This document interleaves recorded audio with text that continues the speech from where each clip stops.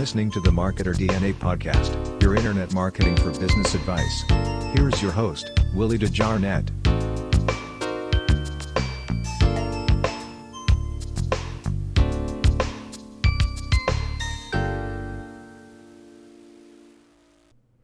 What's going on, guys? Willie DeJarnette here again. Guys, I just wanted to do another podcast, guys. And this podcast we're going to do is going to be podcast number 16, guys. Guys, I know I haven't been here in a while. It's been this summer since I've done a podcast. So I'm fixing to get back active so we can start out 2021 out great, guys. Today, I've got a podcast and I got some audio of a guy. His name is Sean Mize. And what he's going to do is he's going to explain to you guys how to get buyer leads, guys. You know, lead generation and having a mailing list is very important if you're into internet marketing business, guys. So what I want to do is I want to share with you his rendition of doing how to get buyer leads. He has a webinar that I'm going to share with you guys here on this podcast. And I hope this is very enlightening to you guys. Bear with me. It's probably close to 50 minutes long. But it's vital nuggets that you will need when it comes to getting buyer leads, guys. Instead of always seeking freebies, you want to get buyer leads. And he takes you through a scenario that takes you to the test of how to be able to get buyer leads. So guys, go ahead, tune in and enjoy. And I'll see you in the end. Sean Mize here for a coaching call today. Now, I've titled today's training, How to Get Buyer Leads. But we're going to go a little bit deeper than that, and we're going to take things at almost a strange angle. So here's the background. Of course, getting buyer leads. What's a buyer lead? So a buyer lead is a subscriber or lead that comes onto your list, not by opting in for a free gimme, not by just giving you their name and email address, but by buying something. Basically buying their way onto your list. So here's the background. If we go all the way back to the purpose in building our list and the purpose in starting with the list rather than a product, so we'll start there first. And folks, the reason I want to give you this background, I want you to understand why we do what we do so that you can make the right decision for your business. You see, just because I do it one way and Marlon does it a different way, Yannick does it another way, Dan does it another way, Perry does it another way, doesn't mean that my way is right all the time. It doesn't mean that Perry's way is right all the time. It doesn't mean that Dan's way is right all the time. What it probably does mean is that what we teach is generally what works well for us, given a certain set of circumstances. So sometimes it's easy, as humans, we look for examples, we look for people whom we can follow. It's a good thing. If we didn't look for examples, we'd probably be unwise. And if we didn't look for people that we could follow, once again, we'd be unwise because we learn from what is done ahead of us. But especially in this industry,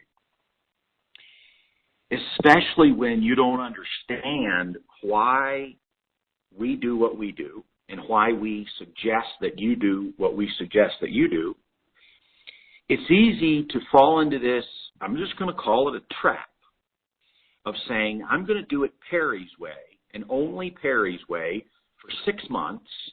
You might even think in the back of your mind, I'm going to see if I can prove him wrong.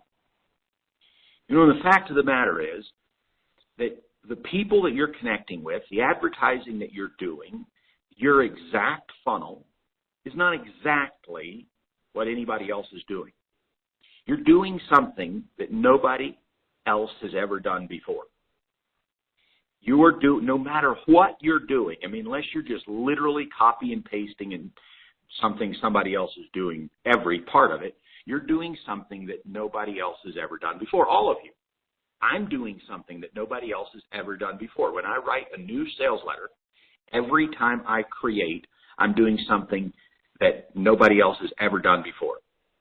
If I write a thoughtful post, reply, forum post, anything like that, I am writing something that nobody else on earth has ever done before. Now, based on my experience, I can guess that those words are going to go along well, that they're going to go over well, and we're going to get results. But I don't know it. If I write a new book, if I write a new post, if I record a new training, this is training. I've never done this before. Nobody on earth has ever done what I'm doing today, right now, for these 60 seconds. Therefore, we have no way of knowing beyond a shadow of a doubt that what I'm doing right now is right or effective.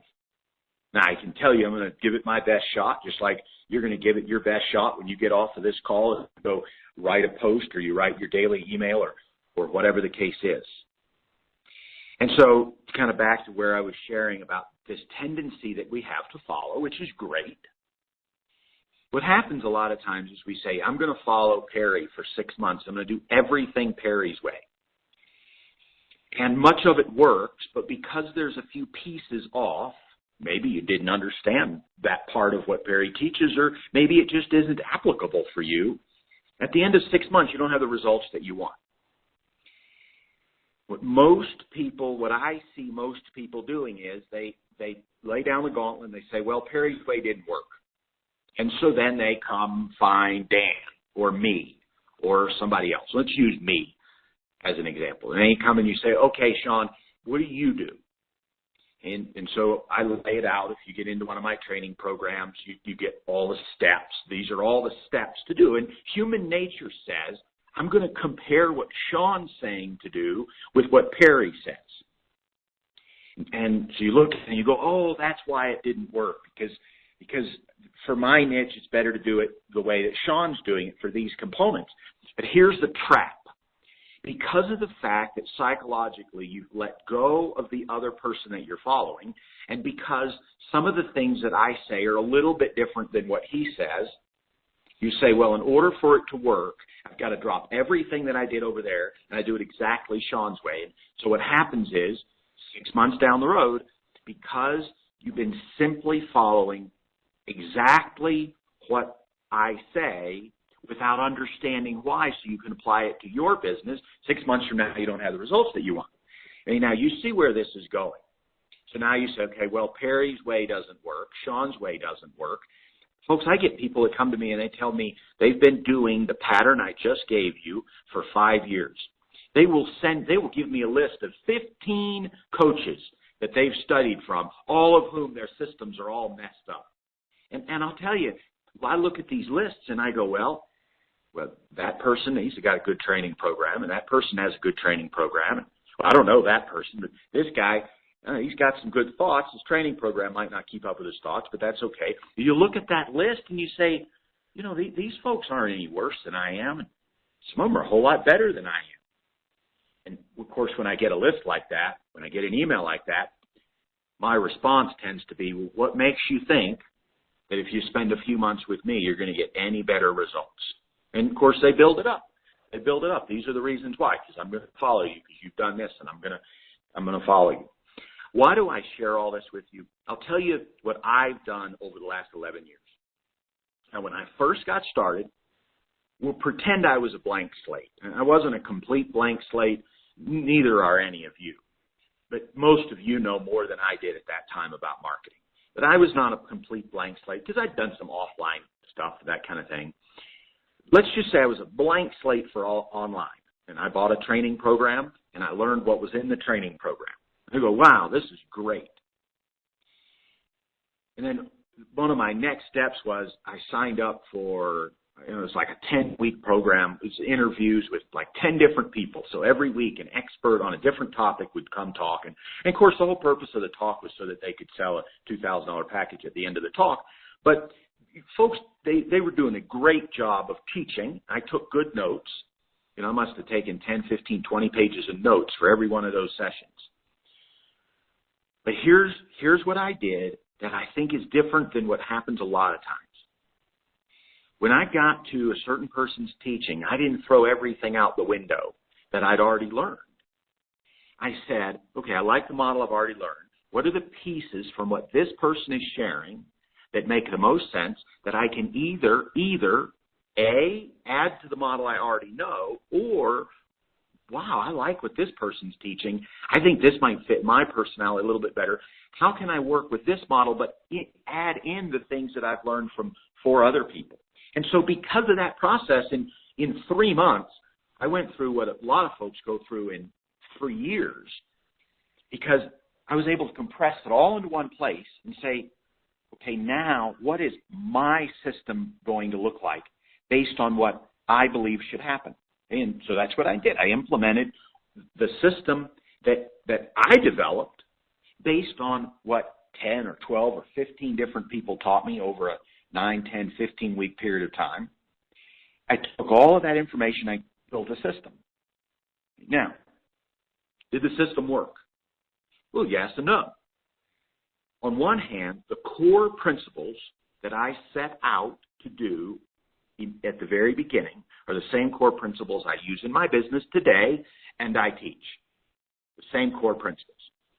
However, probably for every month of the last 11 years, I've made a small tweak to some part of what I'm doing because I learned something new, or I recognize that there's a flaw, or I recognize that conversion rates aren't quite right, or I recognize that some certain way of saying things, if I use certain words, people get better results than if I use other words. But until I use 20 different sets of words, I don't know which set of words works best.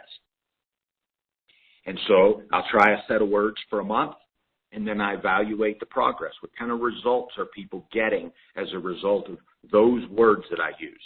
Or what kind of results are people getting if they go through this funnel, if they pay at this price? I've done the research, and I can tell on my list, if you spend this many dollars, you'll go on to spend this many dollars over the lifetime of the time that you spend on my list. If you spend this many dollars with me and you talk on the phone with me, on average, you'll spend this many dollars, and it's significantly different based on various breakpoints. And so when I look at each one of those things, in my business, I'm able to make adjustments. I made adjustment this month. I'll likely make an adjustment next month. I made an adjustment the month before. Where am I going with this? What I'm going to share with you today is a unique perspective. Now, does this unique perspective work? Absolutely, hands down. For some people, it's their business model. It is their only business model. A large part of my business, probably 80% of my business, is this business model. 20% of it is another business model. And obviously, I'll share what both of those are. I'll share where those breakdowns occur.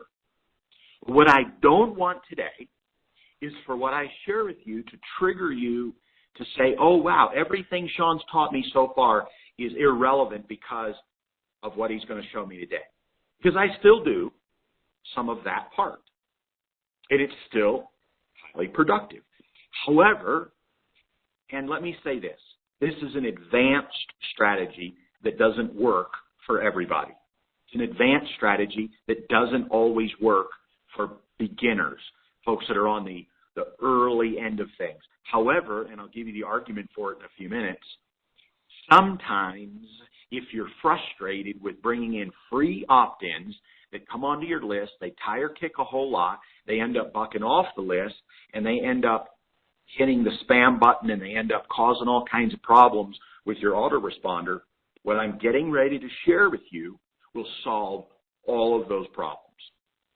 And once again, I want you to understand, I'm going to give you a set of ideas that you can take some, all, part, or none of them with you. It doesn't negate anything in the past. It's not giving you a perfect formula for the future. But it is giving you something to think about so that you can make your own informed decision about the best way to run your business. So let's talk about buyer leads. Now, once again, before we get to the buyer leads, I want to give you a little bit of data on why we bring in opt-ins in the first place. Let's say that you sell a $97 training program. And if you send, and this is a 10-year-old illustration, conversion rates directly to a $97 product just aren't what they were 10 years ago. Because of volume and because of how we've conditioned leads all the way across the board, first-time cold conversion rates are lower than they were 10 years ago. I don't know exactly what the number, and really I can't tell you that there is a number. If you're in one niche area, it might be 2%. If you're in another area, it's 0.5%. So I can't even tell you, okay, this is the number. It really depends on your offer, and it depends on what you're selling, and it depends on how much demand there is, and it depends on how elastic the market, the economic market in your particular niche is. I mean, there's all kinds of different things.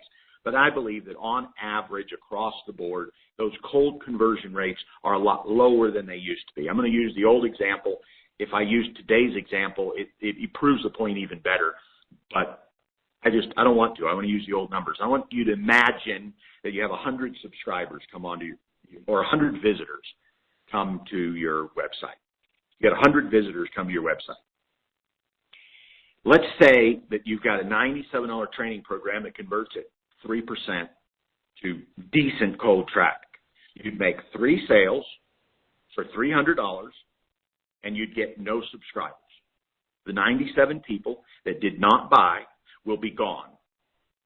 And unless a year from now when they're thinking about this topic again, unless somehow they just remember your name after seeing it for 20 seconds a year ago, they're probably never coming back to your website unless you pay for them to come back or you advertise again, whatever the case is. So you made $300 on 100 visitors. Cool. All that's nice. You get 97 people out there that are interested in your topic that you'll never get to see again ever unless you do something that brings them back. Now, if on the other hand, you take those 100 people and you send them to an opt-in page, and let's say that 40% of those people that go to the opt-in page become subscribers, you get 40 subscribers. Now, what my experience is that your long-term conversion rate is 3 times what it is initially. And so what I've discovered is that if you've got a $97 product selling at 3% to the sales page, if you bring people into a squeeze page and then send them to the sales page at least over the next few days, because again, they're opted in, you can send them repeated emails, you'll sell something in the neighborhood of 10% of those subscribers, which is 4 sales. Okay, now, I don't want to make a big deal about 4 sales is more than 3. We could say it was a 9% conversion rate instead of a 10% conversion rate, or an 8% conversion rate instead of 10, and we get 3. So let's just call it 3 sales. So if you use an opt-in page, you get 40 subscribers plus the same 3 sales, which is $300. So what that means is, mathematically, if you don't use an opt-in page, you make $300 and make 3 sales. If you do use an opt-in page, you make $300, make 3 sales, and get 40 subscribers for free, right?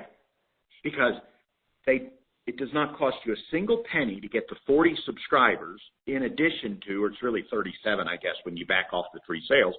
You get 37 free subscribers if you're using the opt-in page because you make the same number of sales.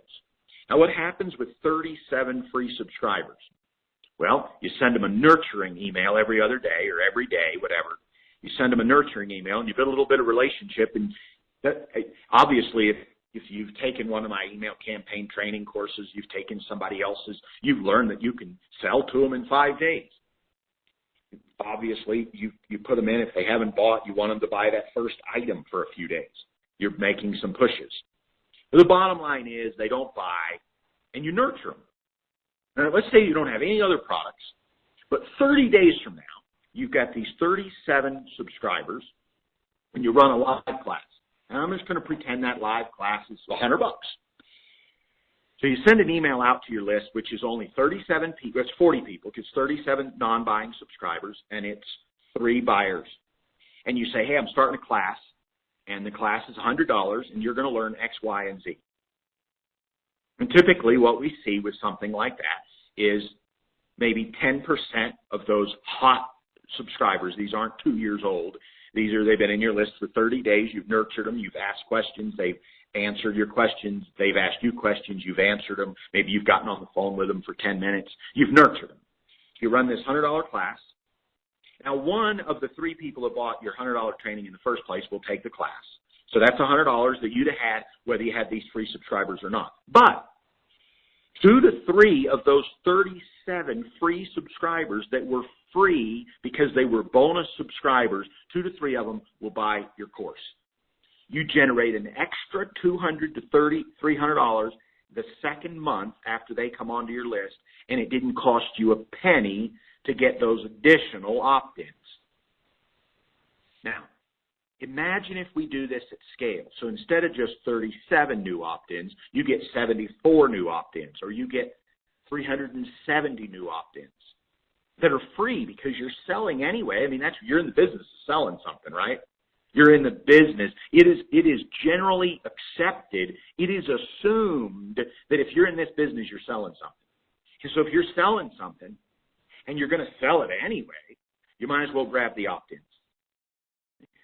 So that is the psychology and one reason behind creating the opt-in list.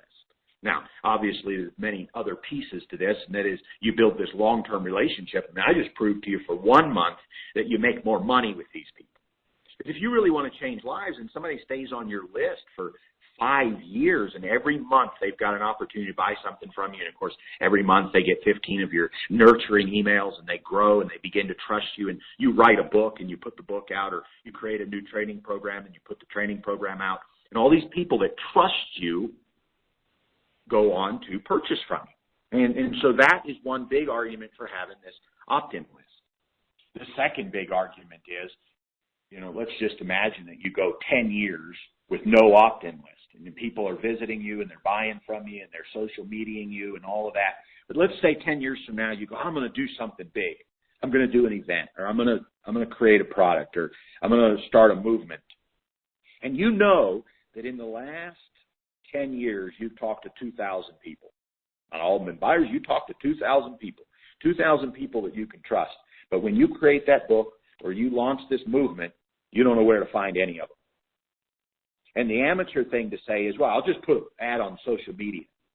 The problem is they're not actively looking for you right now. They trust you, but if they're not actively looking, I read a stat the other day that the average person, I don't want to name names here, but the average person in that big social media behemoth has an opportunity to see 1,500 posts a day. Like if they were to go through their whole timeline, 1,500 posts. So you may advertise for your post to be in that timeline. You think all 2,000 people you've met over the last 10 years are going to respond? No way. You might get 50 of them. What happened to the other 1,950? They're just out there. They know you, trust you. They still might trust you if they remembered your name. But if you'd have had an email list 10 years ago, and every time you met somebody, they were added to the list, and you never tried to sell them anything for 10 years, all you did was pay your $50 a month hosting fee for the privilege to mail them. You send them an email even once a week, just a nurturing email, keeping in touch email. You sent them an email on their birthday. You sent them an email around the holidays. You send them a training email once a week with a couple of tips. If that's all you did for 10 years, you nurtured this list of 200 people. And you launch something, you launch a movement, or you write a book, or you create a product, or you build a new website, or you have a new idea. You've got 2,000 people you can reach out to, and you don't even have to sell them anything. All you have to do is write them an email that says, hey, you and I, we've known each other for a long time, and I've tried to support you over the years, and I've taught you a few things, and you've been so appreciative, and thanks for hanging out and staying here. And here's the thing. I'm launching a movement. I just believe strongly in something, and you lay it out why you believe strongly. and you say, do you know anybody that could benefit from this movement? And obviously the person you're talking to might be one of those people. But many times they may know 3 people, 5 people, or 1,000 people that can be a part of your movement. But these are people you never could have touched if you weren't in the regular habit of just keeping in touch. Just keeping in touch. There's nothing scary about an email list. It's no longer than calling your friends and family once a month just to keep in touch. That's what the email list is all about. Okay, so having said that, I want to talk about generating buyers. Let's say that you're in a frustrating position. You're doing the whole opt-in thing right. You're getting lots of opt-ins. But people just aren't buying like they should be. You're getting a lot of tire kickers. You're getting spam button hitters. You're getting problems. You've got problems with your freebie list. Okay, now, one of the reasons you may have problems with the freebie list is that, remember I made a comment a few minutes ago that you might have glossed over. And that is that if you're trying to build a business, you sure ought to have a product to sell. You know, like if I was to build a coffee shop, I sure better have coffee to sell. If I wanted to open a grocery store, I sure better have things to sell on the shelf. If I want to open a toy store, even a kiosk in the mall for a month and sell some, flying airplane or something that people can put under the Christmas tree, I sure better have flying airplanes to sell. So if I'm in business, the assumption is I have something to sell. I've knocked a lot of doors in my life selling things. I always had something to sell. I never knocked on a door and said, hey, I'm just knocking on your door because I'm in business for myself, but I don't sell anything. I don't know how I can help you today, but some guru told me to knock on doors. It just reminds me how often we do one step in a process, but you can't do one step. You should do them all. That's an aside. So I believe if you're in business, you have a product and it has a price on it, you sell it. But what happens is some of you don't have that, and so your freebie list is a genuine freebie list because they don't even know you're selling anything. They don't know what you stand for. They don't know who you are because you haven't told them. You haven't told them what they stand for. You haven't taught them anything they don't know that they couldn't find out by just going to a search engine. You haven't positioned as an expert. And so I just want to share that with you. That a lot of times we have bad lists. That's what's going on. Okay? But I was reflecting the last day or two that almost 80% or maybe even more of my subscribers actually came to me from buying something first. They didn't come to me because they were looking for something free. They came to me because they wanted something I sold, and they got onto my list. And I started thinking, one of the things that I have on my list is a strong open rate. I have a strong click-through rate. I have a strong purchase rate. I have a strong lifetime subscriber purchase rate. I have a strong customer lifetime value. Those figures are strong. I'm just going to leave it there. I don't want to go on and beat a dead horse, but they're good. They're good numbers. And I realized that part of the reason, obviously I've known this for a long time, but this connection that I made that has led to me wanting to share this with you says, wait a second, I don't have some of the problems that other people have in this industry because I don't really recruit tire kickers and freebie seekers. If I do have a squeeze page, it's very specific. If you want to learn this, it's not just get on my list and you're going to get some hairy-fairy, training series or something that anybody can use and it'll make miraculous things happen in your life. I'm very specific on my squeeze pages. If I have a squeeze page about email marketing, it's going to say, I'm going to teach you exactly what to do and how to do it to triple your conversion rates in 30 days. It's something very specific. And if you're not interested in that specific thing, you're not getting on my list anyway. So I do not optimize for opt-in rate. I optimize for the right people on my list. And I've been known before, if I find a basket of people, a cohort of people on my list, and I see that they've come from the same squeeze page and they are non-buying, freebie-seeking, freeloading kind of people that are not adding any value and they're unsubscribing and they're griping and they don't like the emails, sometimes I will go in and I will delete the entire cohort of email subscribers. Just delete them all. You say, Sean, that's not fair, is it? You might have deleted some good person. You're right. If they really think I'm a good person, then in a week when they realize they're not getting my emails anymore, they'll send us an email and they say, I really want to be on your list. What happened? And we just put them back on the list. There's no harm done. I believe I lose nothing by getting rid of the bad apples. I don't lose anything by getting rid of bad apples, but I don't get that many bad apples. So that's what I want to talk about today, is how you can get good apples by starting with a buyer lead rather than an opt-in. So let's say right now, and remember the example I gave you was a $97 product, a 10-year-old example. And today, if you're just cold selling a $97 product, you're in a pretty rich niche. I mean, most of the time, just because of what this market has done, the last 5 years, this market has gotten to the place that you can get on anybody's list for $7 to $10.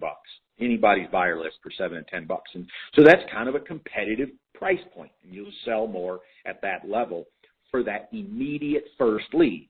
Now, one of the dangers is that when I talk about $7 to $10 as a first lead, then people just try to make their whole funnel full of $7 to $10 items, and it's real hard to make money at $7. But it gets you a good lead fast. I want to run with you some numbers now. And remember, when I share this with you, we're not throwing anything out the window from the past. All the old models still work. In fact, a portion of my business runs on the old model.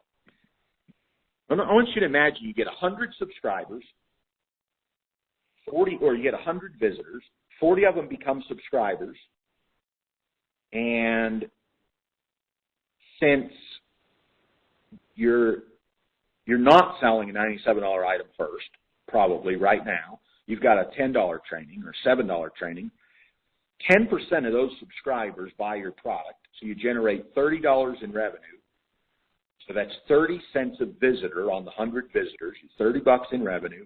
If you've got some follow-up products and a coaching program and a membership, you're probably going to triple or quadruple that for a short-term lifetime value.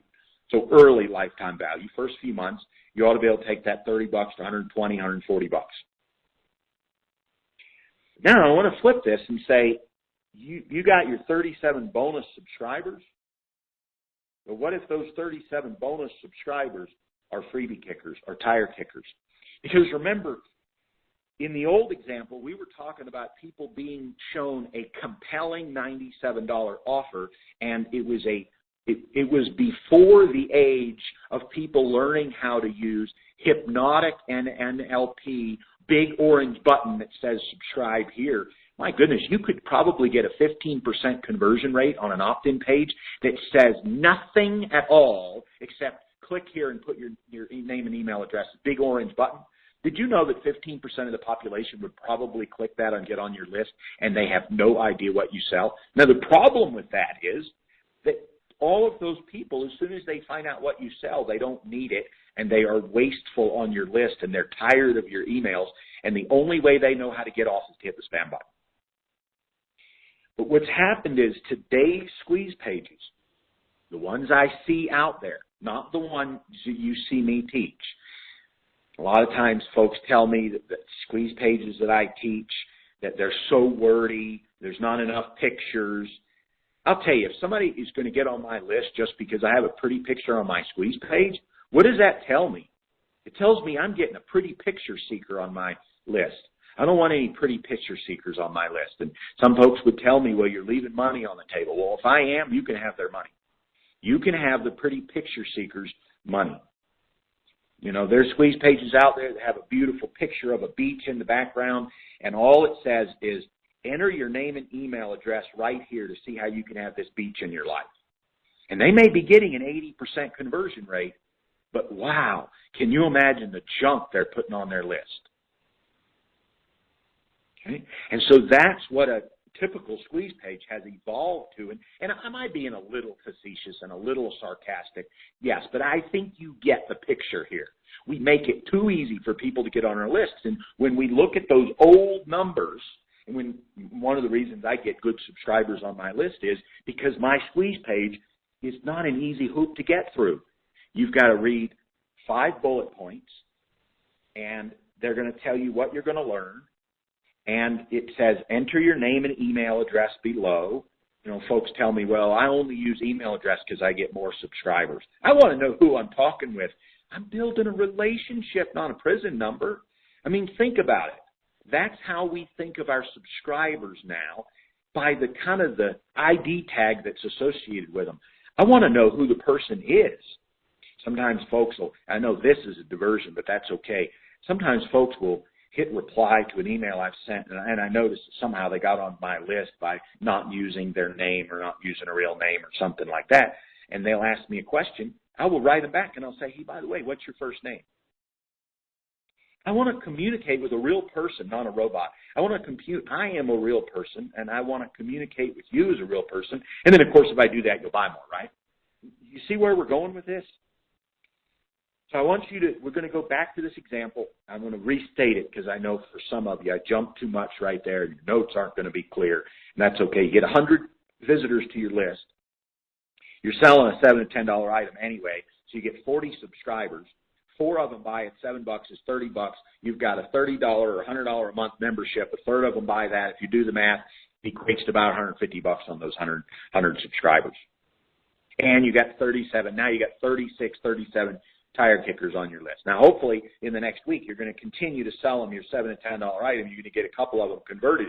But because of the fact that you're using a low-ticket item, the 36 people that don't buy believe you're not worth much more than that.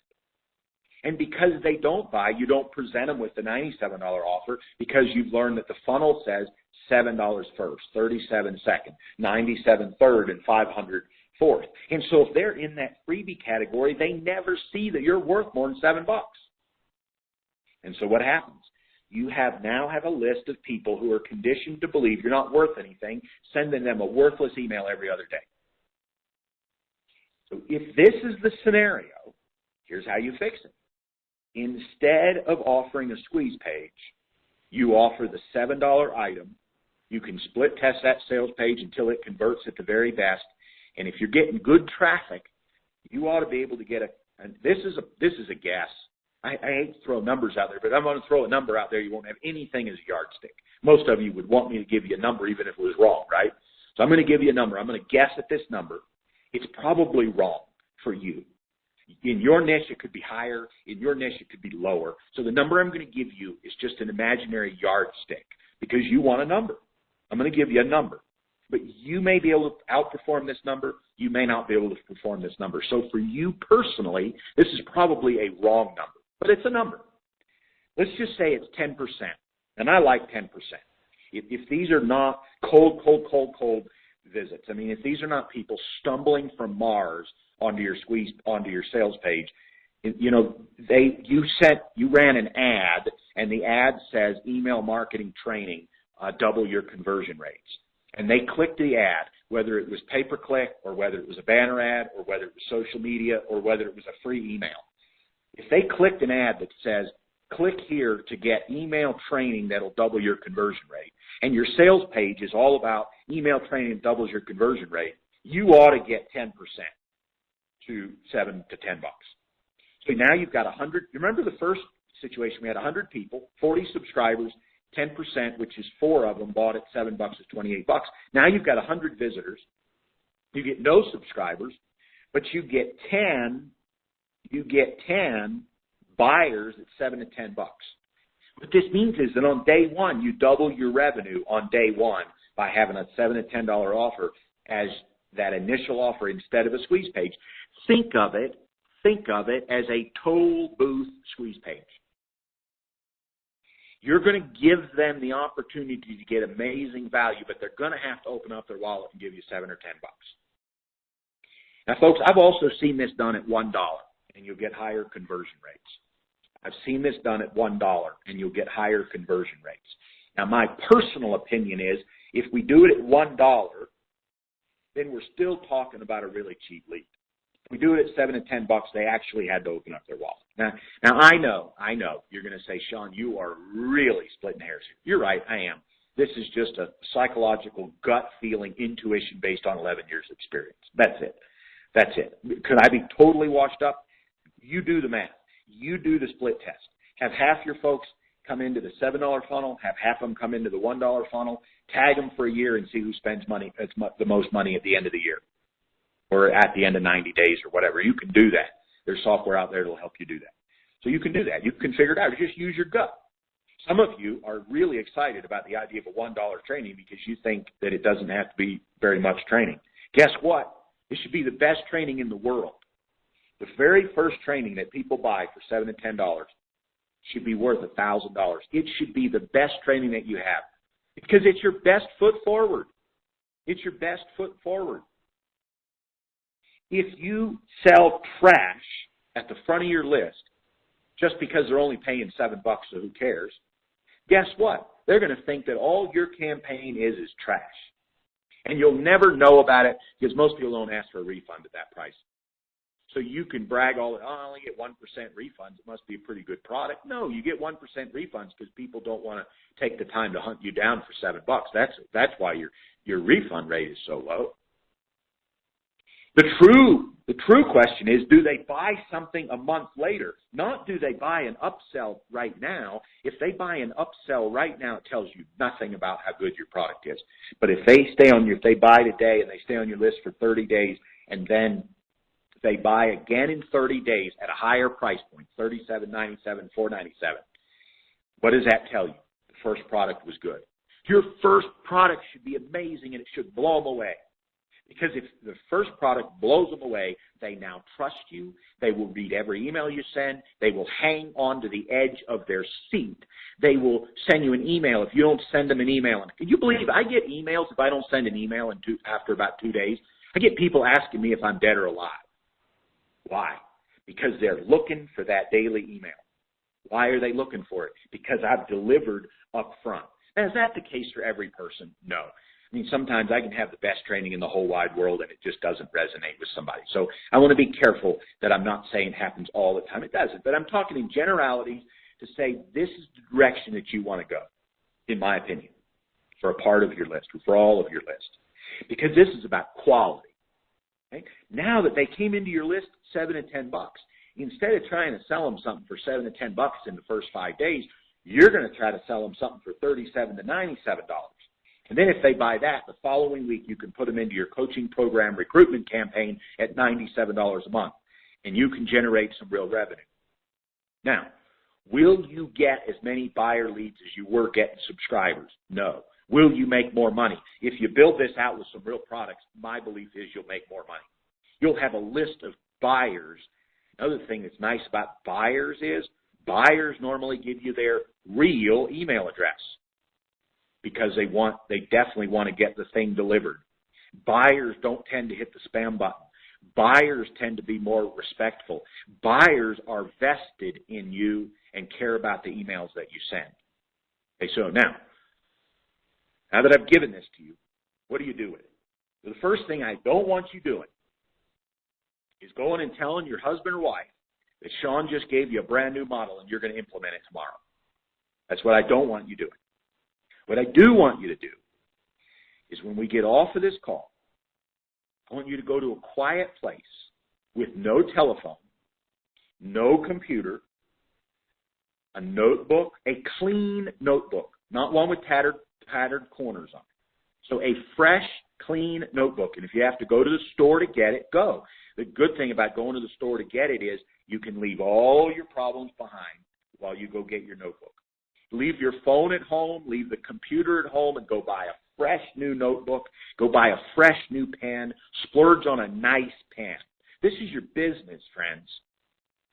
You wouldn't pitch a client using an old, dog-eared, nasty, torn-up binder if you were expecting the client to invest $1,000 with you, Would you?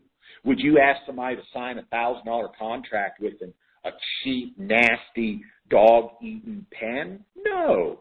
You'd go out and spend $10 or $20 or $50 on that pen that people are going to sign a $1,000 contract. But here's the thing. If you do what I'm sharing with you, you could generate $1,000 from this new buyer lead in the next 30 days. That's a $1,000 contract with yourself.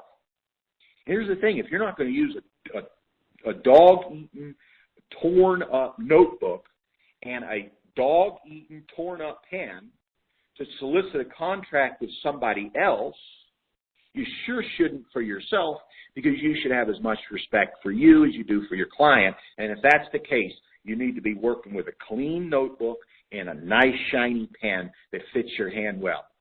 20 minutes, you go to the store, you buy all that, and then you go somewhere besides home and sit down for an hour and draw out the pros and cons. What do you like about what I just shared with you?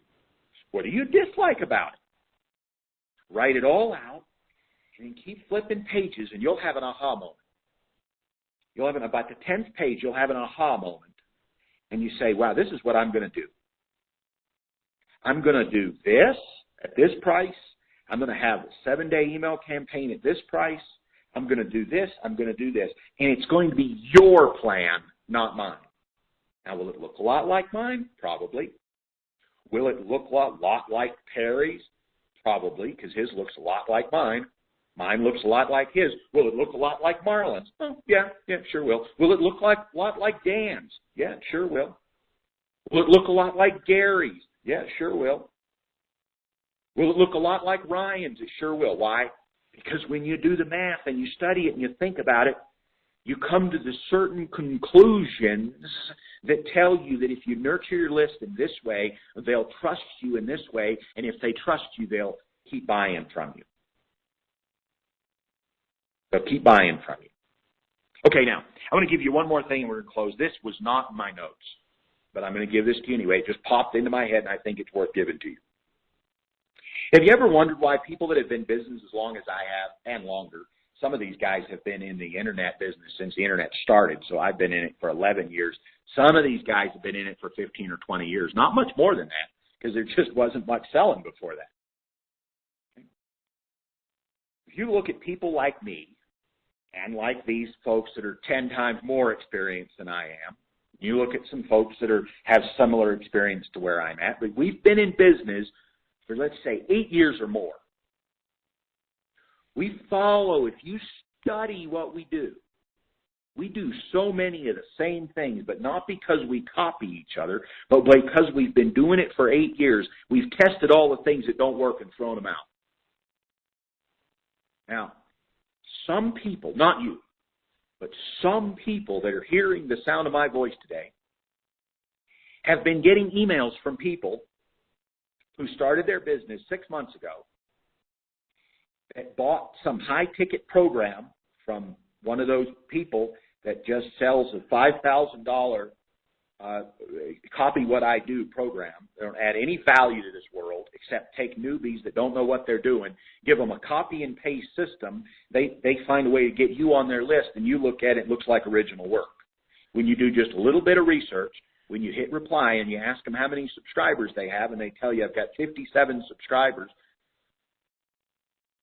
guess what? You're studying the campaign of somebody that's been in business for 6 months and probably not even breaking even. My guess is if you're getting 100 emails a day in your inbox and you're studying them all to see what folks are doing, 90% of them are not making money. You got to get off of those people's lists because you're not learning anything. And you are learning something, but it'd be like saying, I'm going to learn karate. Who do you want to learn karate from? The sensei or his apprentice? The apprentice is good. Or do you want to learn karate from somebody that's been doing it for 3 months and hangs out a shingle? I'd rather not learn karate than learn it from somebody that hang out their shingle after 3 months because they don't know what they're doing. 90% of the people that are sending you emails every day don't know what they're doing. And if you don't know who the difference is, I can spot them. I read an email or two and I can tell. Just by the words they use, if I look at their website, if we look at some of their accomplishments, I know very quickly who's been in business for very long and who's not. I believe it's your responsibility to find out, get off of every one of those lists, and start only following those people who have been in business long enough to have survived the fire. To have survived the fire. Because what that means is they're not doing the kinds of things that lead you down into unprofitability, because if they were in unprofitability for 8 years, they quit. The folks that are in business for longer than, and I'm calling it 8 years, maybe it's 7, maybe it's 6, maybe it's 9, I don't know. But you get the idea. People that have been in business for a long time, that have had some ups and downs, that are man or woman enough to tell you, I used to sell this way, but here's why I don't, because it doesn't work anymore. Or here's why I don't, because I found I was cheating some people. I didn't mean to, but working at that price point, some unsuspecting people get in and it just doesn't work. And so they'll tell you, I don't do that anymore. This is what I do. And one more thought, and I'll close. Once again, not my notes. Once in a while, I run across some old grizzled marketer. Old grizzled marketer used to have a big empire. And now they're just working out of their home office. And they've got some basic training. And they're offering consulting for a reasonable price. And they're living a happy life.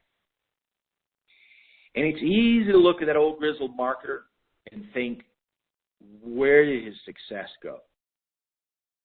Where did his success go? I'm going to share with you a timeline that I've seen time and time and time again with marketers. And if you look at people that have been in business for 10 years or more, you will see some variation of this timeline. They start out gung-ho, and they do whatever it takes to make sales on the front end. And they learn that they can make more money by selling at $200 than $100, so they raise their prices. And they learn they can make more money at $500 than $100, and so they keep raising their prices until they're charging $5,000 or $10,000. And they do that for several years. Many of them go on the road and speak. Many of them go on the road and speak. And what happens is, and this is kind of the top of the command. They go on the road and speak. What happens after about 2 years is they look at the quality of their life and they realize they're away more than they're home. They realize they're not making as much money as they were before they went to that level, and they gracefully bow out. They go backwards. And then they begin to evaluate client success at $5,000 or $10,000. And then they go, you know what? I know I don't make as much money at $1,000 as I did at $5,000, but I'll sleep better at night. So they go backwards and they say, we're going to sell it at $1,000. And then after a while they say, you know, I want to change more lives. So we reduce the price. And have you noticed that the businesses that go mass market are created by people that have the experience to have done something big and either fail or quit and reinvent it in a way that changes the masses. That's just food for thought, folks. What's the moral of today's story? The moral of today's story is that if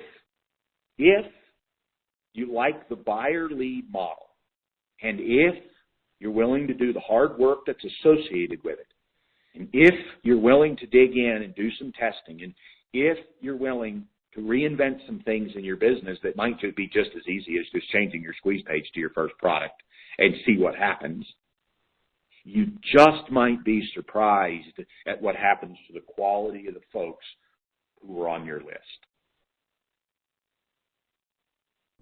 Wow, guys, a very powerful teaching that I'm glad I was able to share this with you guys. Guys, we have another one coming up later, and I'll share that with you within the next couple of days. Guys, take care, and I'll see you the next time around. Be blessed, my friends.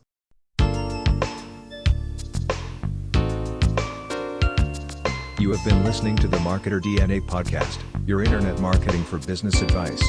Please don't forget to subscribe to this channel. I hope to have you here on the next episode.